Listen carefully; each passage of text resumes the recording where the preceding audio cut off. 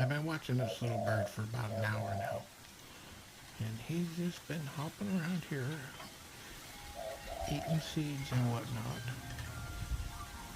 And it almost looks like he's injured, the way he's moving.